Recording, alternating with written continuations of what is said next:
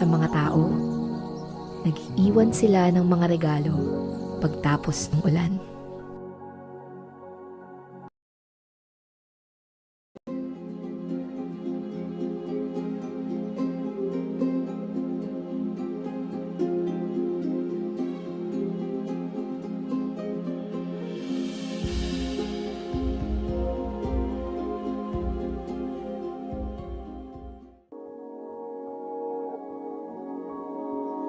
Sa gubat ng Sagada, may mga nilalang na nakaabang. Alam nila pag dumating ka. Ramdam nila ang bawat yabag. Kaibigan nila ang mga puno at para sa mga tao, nag-iwan sila ng mga regalo pagtapos ng ulan.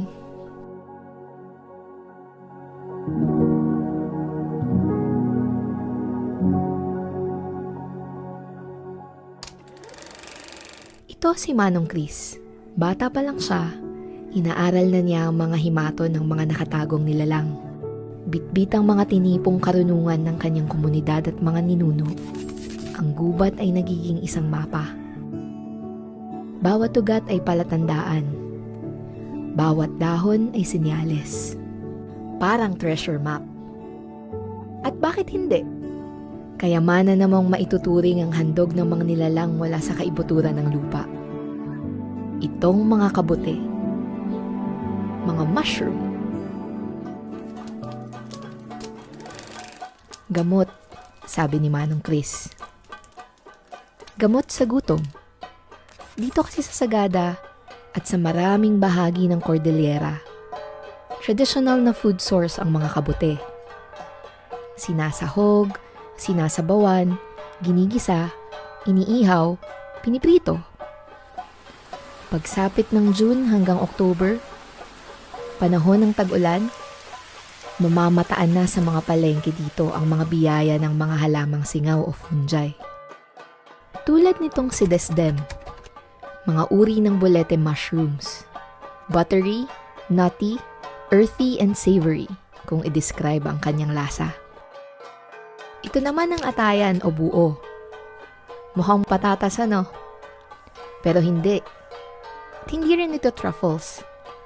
Ang atayan ay isang Scleroderma mushroom o earth ball. Maaring iyong Scleroderma yunanense na isang delicacy sa Yunnan, China. Pagbata pa, puti ang loob ng atayan. Pero pag mature na, nagiging marbled black. Parang mga bituin sa gabi. Mild ang flavor nitong atayan. Medyo kalasa ng puti ng itlog. Adobo ang kadalasang luto rito. At ito naman, tinatawag na kaputan. Isang mushroom naman sa genus Rusula. Possibly iyong Rusula virescens na sa English ay kilala rin bilang green cracked brittle gill.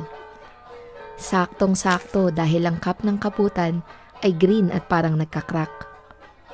Puti naman ang kanyang stem. At ayon sa mga taga-Sagada, pwede raw itong kainin kahit hindi luto. 3 lang ito sa mga kabute na umuusbong sa gubat ng Sagada. At napakarami pa nila. Ang mga kabuting ito ay mycorrhizal, which literally means fungus root. Ibig sabihin, may symbiotic association sila sa mga ugat ng mga halaman at puno.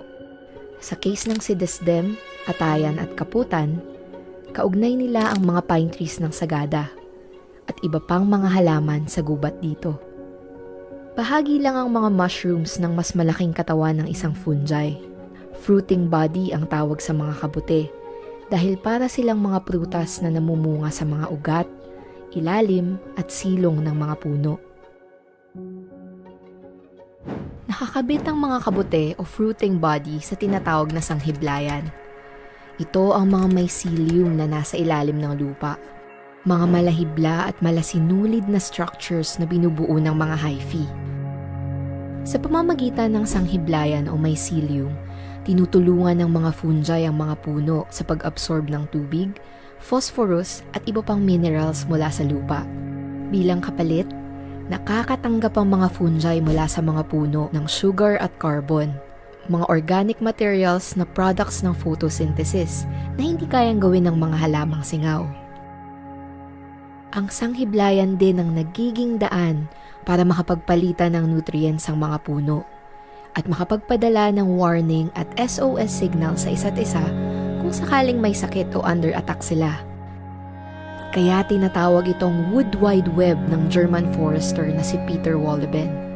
Isa itong Intelligent Communications Network. Kung ilalarawan, ang ugnayang ito ay reciprocal. Palitan, tumbasan, tugunan. Sa wikang Kankanay, damayan ang tawag sa mga kabute. Pareho ng isang salitang Tagalog na iba pero hindi naman din nalalayo ang kahulugan. Ang magdamayan ay makibahagi, makisama, makisalo sa parehong hirap at sarap ng buhay. Kaya rin siguro parating sinishare ni Manong Chris ang kung anumang damayan na binibigay sa kanya ng gubat. Walang pagdadamot. Paano'y hindi rin naman ito ay pinagdadamot ng lupa? Para talaga ito sa pagsasalo-salo, sa pagdadamayan. Isang paalala ito na pinagbubuklod tayong lahat ng lupa. Paulit-ulit na itinataguyod. Paulit-ulit na dinadamayan. Sa bawat ugat na lumalapat, sa sanghiblayan na umuugnay sa lahat-lahat, patungo sa mga paa na naglalakad sa gubat. Umaalingaw-ngaw ang katotohanan. Ang lupa ay buhay. Ang lupa ay buhay.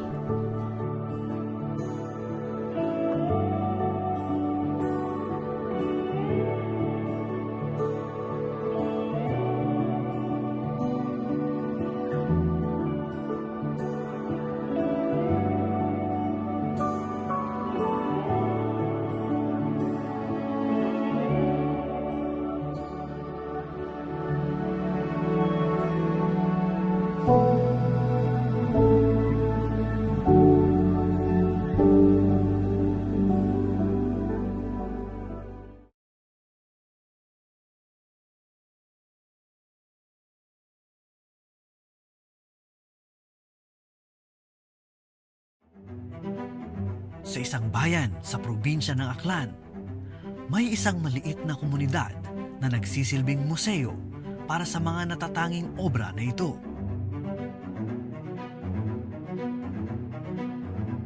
Sa bawat produktong makikita mong nakahilera, nakahulma na ang siglong sining, tradisyon at kultura. Pero sa loob ng bawat obrang ito, may mga nakaukit na kwentong hindi basta-basta nakikita. Mga kwentong hinulma mula sa mapuputik na mga kamay ng mga hinubog ng lupa. Umaga pa lang, tagaktak na ang pawis ng mga kalalakihang ito na naabutan kong naguhukay at naghahakot ng isang uri ng lupa na kung tawagin nila ay daga, luwad sa Tagalog at clay naman sa Ingles. Ito ang pangunahing material na ginagamit sa paggawa ng palayok at iba pang mga kauri nito. Bukod sa madikit, malambot at madaling hubugin kapag basa, napakatibay rin ito kapag naluto na sa apoy. Pagkatapos na mutakad karahay, ginamakaraya rin amon doon, pabilog. Tapos pas anon, karga unos tricycle. Tumitimbang ng mahigit 50 kilo ang bawat bulto nito. Madumi man daw sa paningin ng iba, pero ayon kay Kuya Jose, hindi niya kailanman ipagpapalit ang hanap buhay na kinagisnan niya. Kung napatunan ka masing ginikanan, ay naila ka man magpisina, may ko biraya. Kung opisina ka, disinti ka tanaw tabo. May raya abihay. Pagtakas mo abig ka rin, makuanwang ka. Ay di ko ta pagbaylo raya nga trabaho. Ay bisan makaraya ka tara nga yutay manahay. Baho magita. Dito sa Bayangan Village sa Barangay Poblasyon, dinadala ang mga nahakot nilang luwad. Hahaluan nila ito ng buhangin upang mabawasan ang lagkit para mas madali itong mahulma. Ang naubrang nga rahay gabayo itdaga. Kasaot ito karasir adlaw-adlaw. Nakakatulong rin ang buhangin para maiwasan ang pagbibitak ng luwad kapag pinatuyo na at isinalang na sa apoy. Kung marasi ka mating nga rahay, dali mo na ta. Pero kung abong pahuway, hindi doon, mga 1 hour. Kung magputi ang dayon, ay, tapos yung dayon doon. Hato ang dayon, ginahurma ang dayon. Pagkatapos nito, pwede nang hulmahin ang luwad gamit ang bayangan o potter's wheel kung saan ipinangalan ang kanilang komunidad. Siya ang 80 anyos na si Lola Guadalupe, ang isa sa pinakamatandang miyembro na aktibo pa rin sa paggawa ng mga produktong luwad.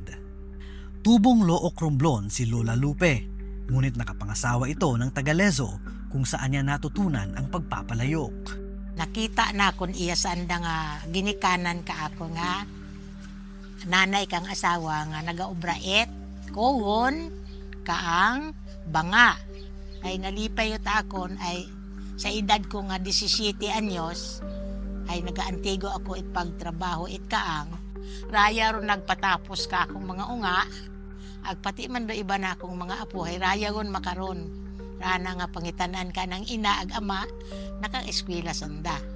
Ani salamat gid sa Panginoon ay may tama gid imong idea sa mga wa itinunan wa kami eskwela.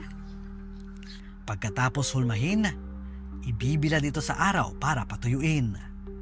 Ayon sa Lezo Municipal Tourism Office, nagsimula ang pot making sa kanilang bayan noong 1920s at naipasa na sa iba't ibang henerasyon. Daamon abi nga rang produkto minanaw tanamon da sa among katigurangan. Kung bagahay pasalin-salin lahi ut ara.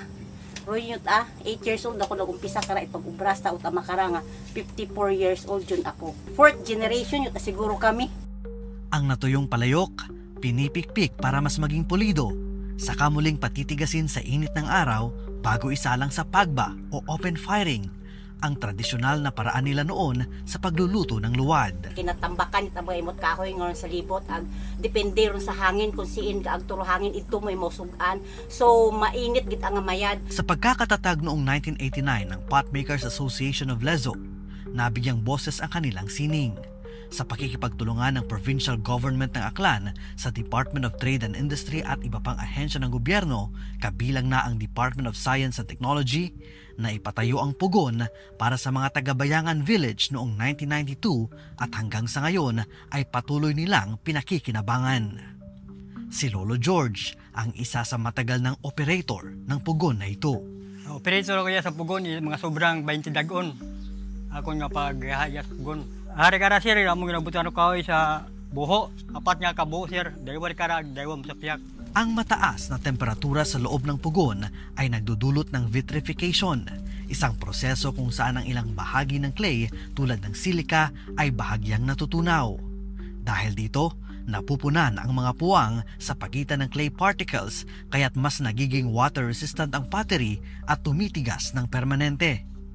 Minsan ay inaabot daw si Lolo George ng madaling araw, lalo na kung mga bricks ang niluluto na tumatagal ng mahigit 12 oras. Mabaho ng bulig siya ako na bugon. Dahil sa pagkaon.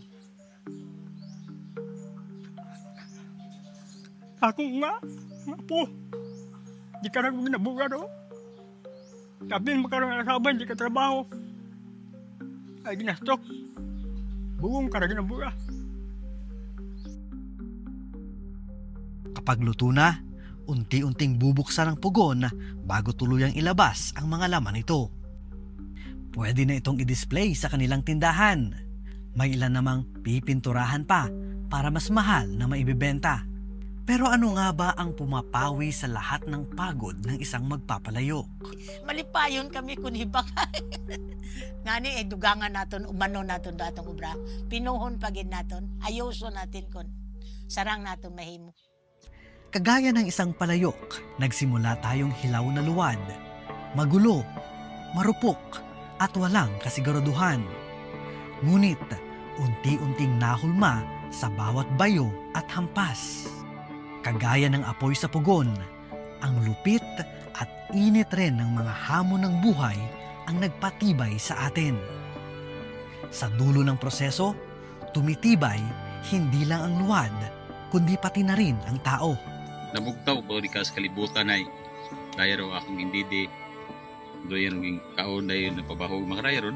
Ay, nagpapasalamat ako sa yaman lupa ng Diyos Kasi nakapagbigay sa lahat namin kailangan. Nakapaaral, nakapakain. Ang dami. Bako duwa ko di kara makaundang apo ang asawa. Basi kong hasta uta mamatay ako di karawot ako gobrat ka angara. Malinaw para sa akin na hindi lamang ang mga tao ang humuhubog sa lupa, kundi ang tao rin ang hinubog nito.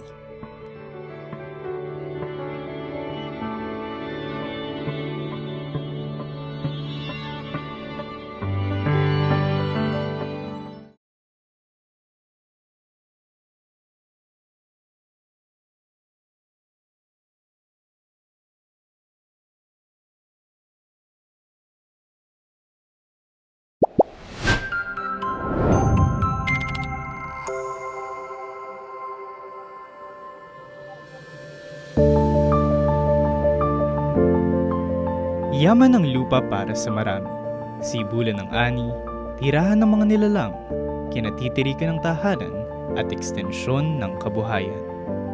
Ngunit hindi lingid sa atin na mayroon ding mga yaman kung may tuturing upang lalong mapanatili ang kasaganaan ng naturang yaman, ang mga mumunting buhay sa ilalim ng ating mga kalupaan.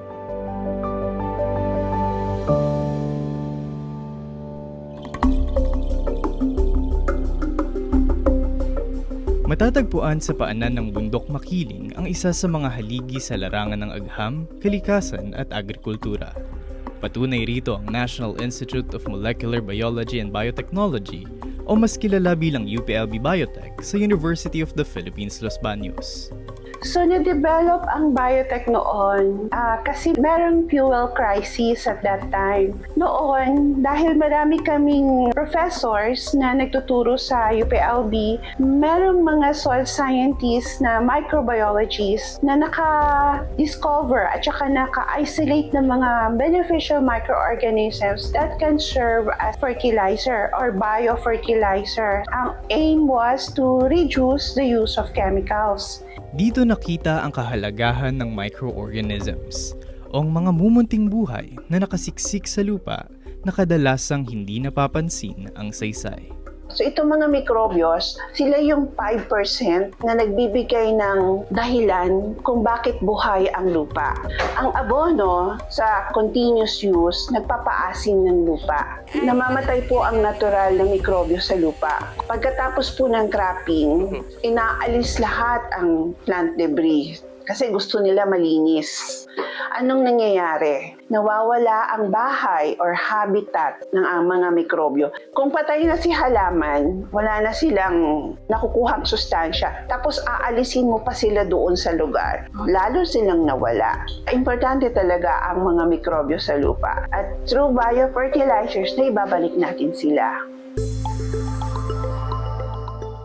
Higit 20 produkto para sa agrikultura na ang na-develop ng biotech magmula nang ito ay mabuo. Mga inobasyong may kani-kaniyang gampaning nakatutulong sa lupa at halaman. Sa ngayon, dumarami na rin ang gumagamit at tinuturuan ng paggamit ng mga ito sa iba't ibang panig ng bansa.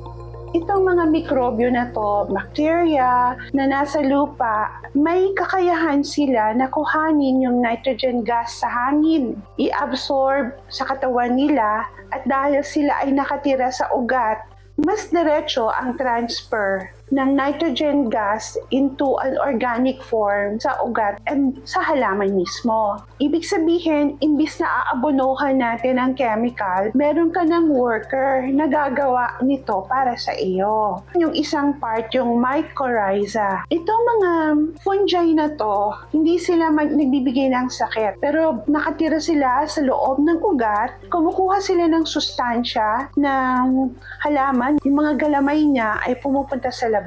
Kung saan yung nakuha na water at saka nutrients ng fungi diretso sa plant. At the same time, hindi niya pinapabayaang makapasok yung mga potential na magbigay ng sakit. Kasi nandun siya sa palibot. So meron ka ng biocontrol, meron ka pang mikrobyong nagbibigay ng fertilizer, at nagbibigay din sila ng growth hormones.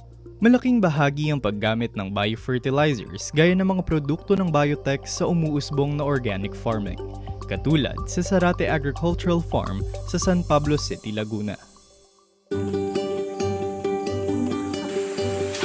dito sa Sarate Agricultural Farm, ang farm practice natin ay organic. So sinisigurado natin na healthy, malusog na gulay yung papakain natin sa mga customer natin. Pangalawa ay inaalagaan natin yung ecosystem natin. So yan yung isa sa mga nag-push sa akin na yakapin yung organic farming. Noong una, akala ko basta magpapakain lang ako ng sariwang gulay sa pamilya ko. Gamit lamang ang videos online, mas nakilala ni Prosy ang kapasidad ng lupa.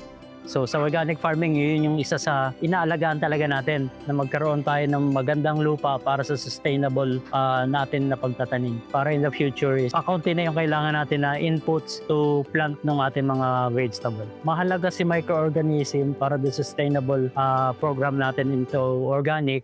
Kasabay ng pagpapayabong ng lupain, pinauunlad din sa Sarate Farm ang mga magsasaka nito, na bukod sa kita, ay binibigyan sila ng pagkakataon na ilapat din mismo sa kanilang mga lugar ang mga aral na ipinupunla sa kanila mula sa lupa. Yung aking dalawang farm workers ngayon is from Katanawan, Quezon. So yung parents nila may malawak na lupa sa Quezon. Pero yun nga, conventional farming ginagawa ng parents niya. Kaya yun, uti-uti, ina-educate natin sila yung kahalagaan ng ginagawa natin dito. Then nakikita ko nga, natutuwa nga ako uti-uti, tinuturo nila dun sa parents nila. So lahat ng matututunan nyo dito sa Sarate Agricultural Park, ayun yung gusto ko na madala nila. Kumbaga, darating man yung time na maghihiwalay kami, pero sabi ko dapat hindi mapuputol yung chain, na yung chain is yung organic, na yung practice na natutunan nila dito is ayun din yung gagawin nila. Maliban dito, hindi nagtagal, ang pamamaraang kanyang ginagawa ay lumawig din sa matalinong pagnenegosyo. Nalip si pandemic, nagkaroon ng chance na mabuksan uli yung aming restaurant. Kasi more on gulay talaga yung kailangan namin sa restaurant. At doon ko rin nakita na mas marami na ako napapakain ng sariwang gulay, ligtas na gulay, doon sa pagkakataon na yan.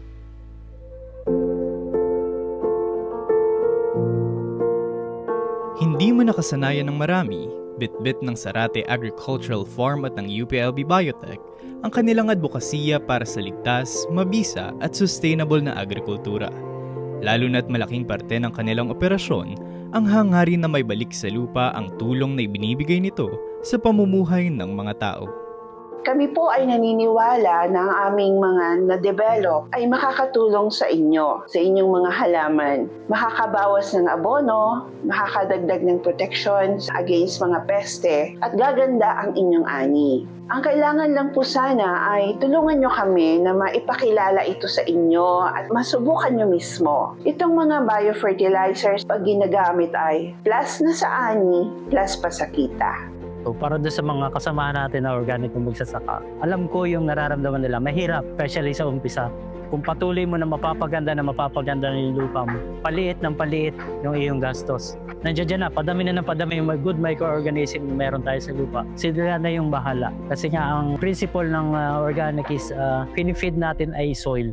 Yung soil talaga, yan yung ating foundation na magandang ani.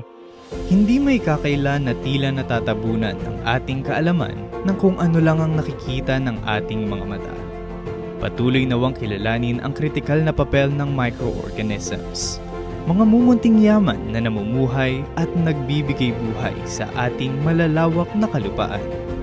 At sa patuloy nating pagdepende sa lupang kinatatayuan, huwag sanang makalimutan ang mas malaking gampanin nito sa ating buhay, hanggang sa pinakakasulok-sulukan ng naturang pinagkukunan.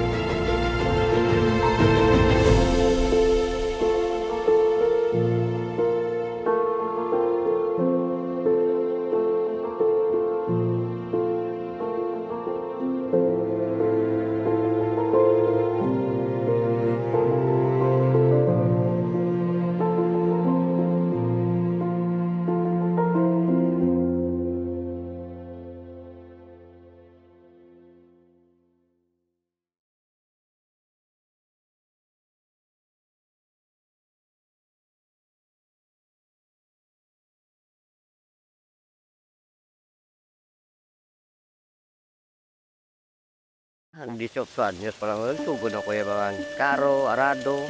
Bata pa na, nagsugod siya pangabudlay sa kampong.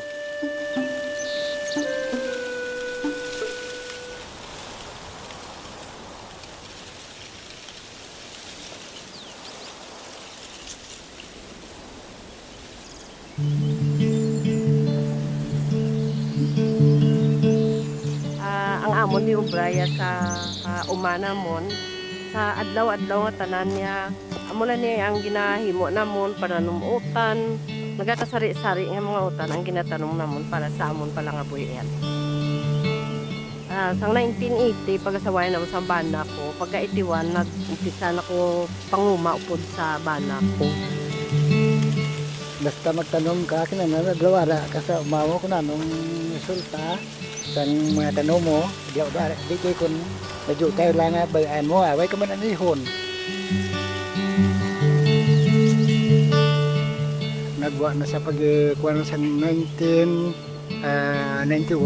nagsugod ng organic farming, seminar kami sa DE, provincial government, kag city government, pati sa panguma. Natunan gid namon nila ang una-una nga ang organic farming isa gali ka maayo nga pamaagi nga ang ginakaon ta para gid na sa aton nga layo ta sa balatian nga wala kami gagamit chemical tapos direct ya maskin magkuha kami ya pwede makaon kay ang kabataan ko kag mga apo ko magagto di maipo lang na kay wala kami gayos sang mga chemical ay ginagamit man namon sa negosyo sang bata ko. Kag ilabi na gid malayo taya sa balatian kay ang ginakaon taya pre wala sang mga pesticide nga ginakagamit. So namun kanto ni Ramon, niya tipon, pag 15 days nga gaya na, niya sa mga namon sa ite ka layer ng manok. Ite ka layer ng manok ko. Ite ka na init pa sa simple mo lang lutuon niya na. Ito, 6 months mo na ng guwaya. Tanan namon, may asosasyon kami, muna sa organic farming namon. Medyo kami, dolain man stima, kang iba namon yung membro sa amon asosasyon. Why sila mga ginakong compost, hindi sila di pa sa amon makuha, parang ibutang das tanong nila to.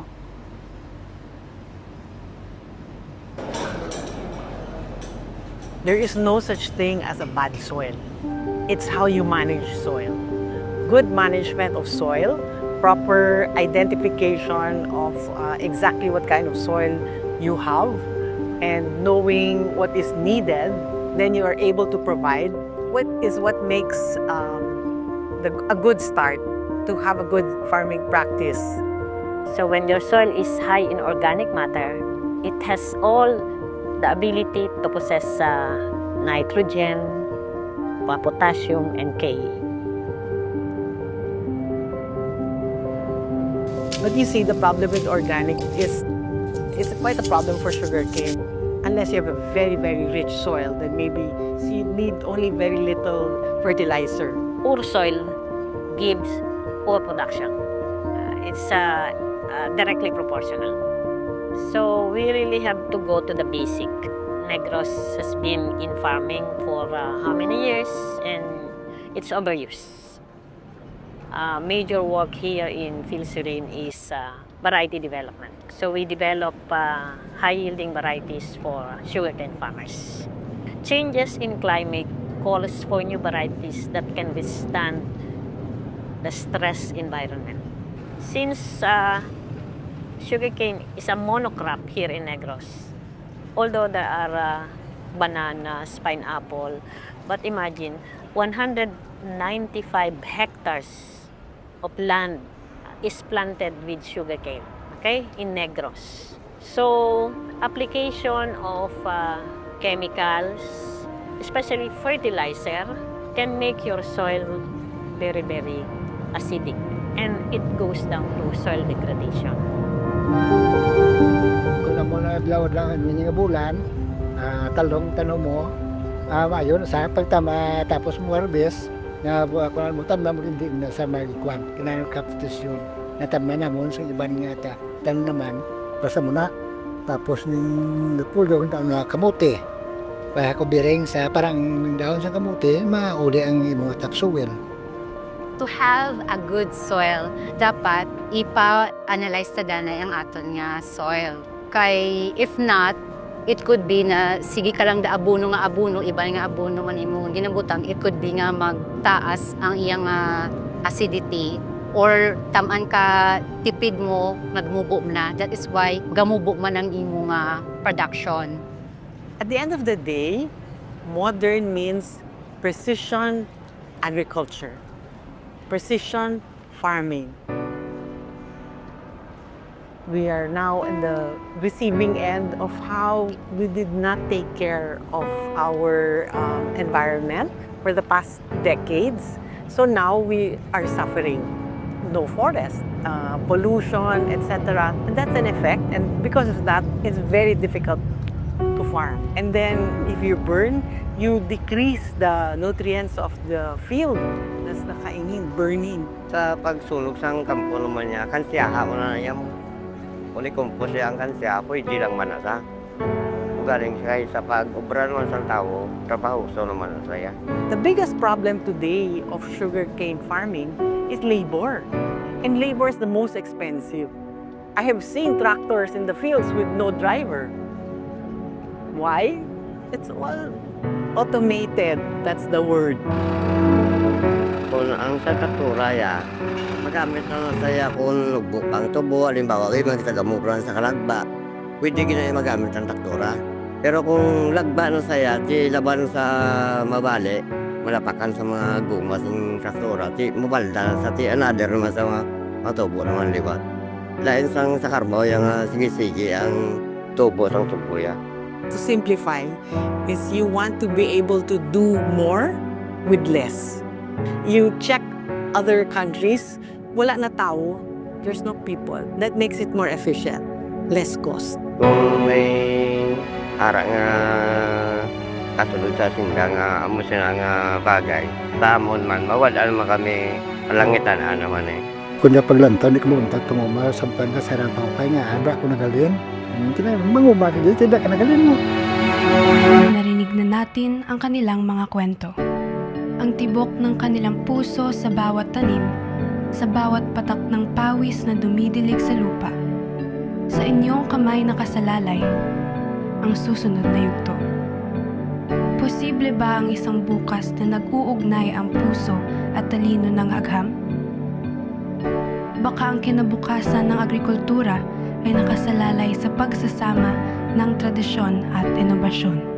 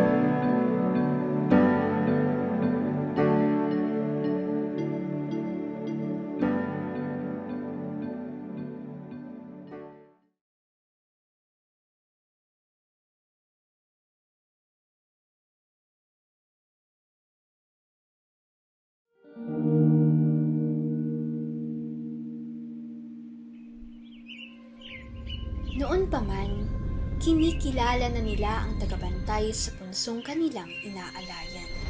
Ngunit kailanman, hindi nagawang matuwa ng tagabantay dahil kahit ang mga alay ay hindi ligtas sa pagdaan ng panahon.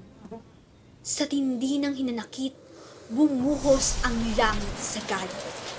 Hanggang sa isang kakaibang itlog ang tumambad sa punso at nang buksan, tumatangis ang langis mula sa pulang bahagi nitong sing-alat ng bigla ang pagkawala ng tagabantay na hindi na muling nagpakita. Ngunit sa alat ng iyong nag-ugat ang pagpapanatili ng buhay. Kaya mula noon, itinuturing nilang sagrado ang bawat paglapit sa punso upang ang kultura at buhay na kaloob ng lupang ilalim ay patuloy pang naitatabi. Tabi-tabi po. Number 1 Pateros. Kahit saan pumunta basta Pateros. Gano'n yung katindi yung quality ng Pateros sa itlog na maaga. Hindi kami Hindi basta kumukuha ng putik na limbaw, kukuha ka lang sa kung sa ano. Kumukuha kami ng lupa coming from Laguna, yung tinatawag na lupa sa punso. 3 dekada na to. Minana pa to nung wife ko sa ninuno niya, sa father niya. Yung itlog namin, itlog ng itik yan. Kinukuha sa farm, tapos dinadala dito. And then nilulubog sa putik. After ng 13 days na na-develop yung sariwa, luluto, saka imamarket. Ang lupa ay nagsisilbing carrier o nagpapakapit ng hinalong asin sa semi-permeable siya ng itlog. Kaya mas nagiging epektibo ang osmosis o ang pagpasok ng asin habang lumalabas ang moisture galing sa loob ng itlog dahil sa mas mataas na salt concentration sa labas ng itlog. Napapanatili naman ng lupa ang moisture at temperature sa loob ng itlog para maging angkop ang kondisyon sa paggawa ng itlog na maalat. Ang lupa rin ay nagiging protection laban sa panlabas na kontaminasyon. Kaakibat ng preservative effect ng asin na nagpapahaba sa shelf life ng itlog. Sa ganitong paraan, nabubuo ang natatanging kalidad at lasa ng itlog na maalat ng Pateros.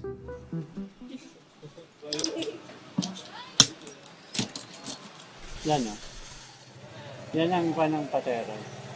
Makikita mo yung quality pag white to. Sa ibang itlog na malat, brown yan. Pero ito, makikita mo nagmamantika pa. Yan ang produkto namin.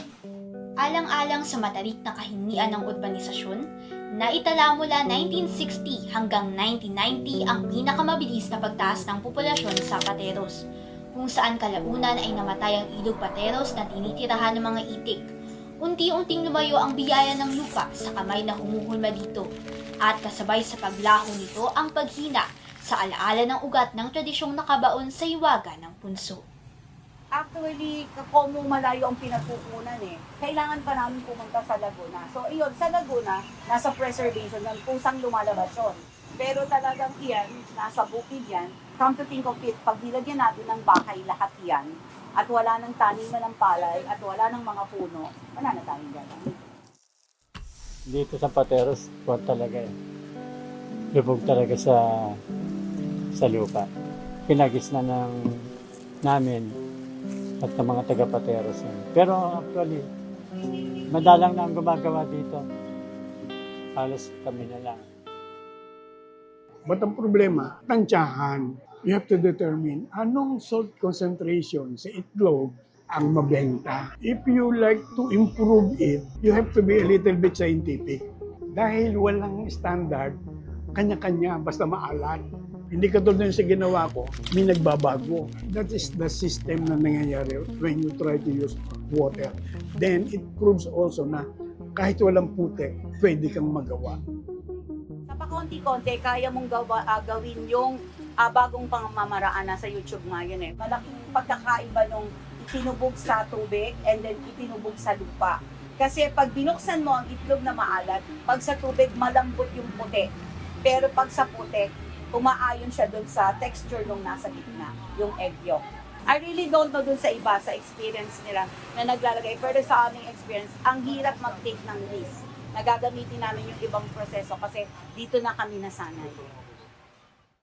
Sa thesis ko, yung isang participant doon, sabi niya, na-try niya na rin dati yung tubig, pero mabilis siyang nasira. Tapos sinasabi din nila na yung soil kasi, mas kumakapit, yung salt doon sa mismong shell. Sa kanila, mas ideal yung characteristics ng itlog na maalat na nasa putik. Siyempre, siguro sa tradition, hindi siya ganun kadaling mabitawan. Mahalaga na una, intindihin muna natin yung traditional practices. Pwede din tayong makatulong, pwede tayong mag-establish ng standard processing. Wala pa talaga tayong standard process sa Pilipinas ng paggawa ng itlog na maalat.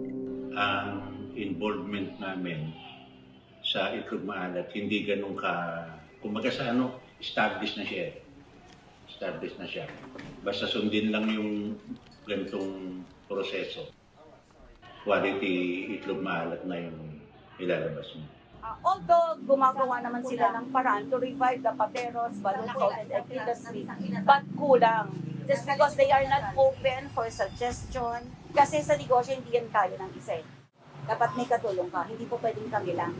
Kailangan namin ng LG. Yun. Para sa mga tiga-Pateros, may mahika ang putik na mula sa punso. Ang putik na ito ang humulma sa pamamaraan ng paggawa ng tanyag bilang itlog na maalat. Pero di tulad ng itlog na babad sa putik, pag-ahon ang hatid na biyaya nito para sa kanila. Masasabi kong sobrang importante sa akin ang lupa. Kung wala yan, hindi ko maitataas yung level ng pamumuhay ng pamilya ko. It's a blessing. Blessing sa amin. Lahat nakapagtapos yung mga anak ko dito. Mahalaga ito sa bayan namin kasi dito nga kami nakilala. Hanap buhay na ng mga taga-Pateros, ang pagbubalot at pagmamaalam. Sa panahong ang pamantayan ng pag-unlad ay unti-unting sinesemento, may ilang maingat na yumayapak sa lupa at sa bawat hakbang ay may itinatabing puwang, hindi lamang para sa sarili kundi para sa mga nauna sa kanila. Kahit ay sinatabi na ng panahon ang biyayang pamana, kinabalik-balikan pa rin ng marami ang yamang galing sa punso. Sapagkat sa bawat pagpala ng lupang ipapahid sa itlog, pagpapalang taglay rin ang iniingatan sa pagbulong ng tabi-tabi po.